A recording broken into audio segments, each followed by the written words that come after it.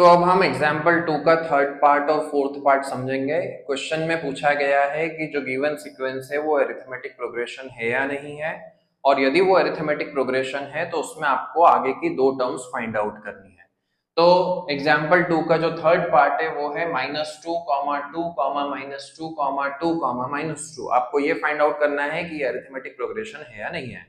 तो इसके लिए हम सबसे पहले दो कॉन्जिक्यूटिव टर्म्स के बीच का डिफरेंस निकालेंगे। सेकंड टर्म में से हम फर्स्ट टर्म को माइनस करते हैं।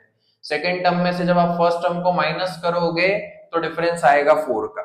फिर आपने थर्ड टर्म में से सेकंड टर्म को माइनस किया, वहां पर डिफरेंस कितने का आएगा? -4 का आएगा। तो क्लियरली समझ में आ रहा है कि दो कॉन्जिक्यूटिव टर्म्स के बीच का जो डिफरेंस है वो सेम नहीं है, इसीलिए इसको हम अरिथमेटिक प्रोग्रेशन नहीं बोल सकते हैं।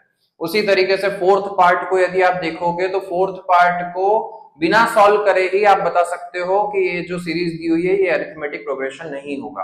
क्यों नहीं होगा? क्योंकि यहाँ पर दो कॉन्जिक्यूटिव टर्म्स के बीच का आप डिफरेंस निकालोगे तो वो 0 आ रहा है, और थर्ड टर्म और फोर्थ टर्म और थर्ड टर्म का आप डिफरेंस निकालोगे तो 0 नहीं आएगा, वो 1 आएगा।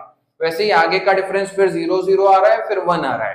तो यहाँ पर दो कॉन्जिक्यूटिव टर्म्स के बीच का जो डिफरेंस है वो सेम नहीं आ रहा है, मतलब कि ये अरिथमेटिक प्रोग्रेशन नहीं है।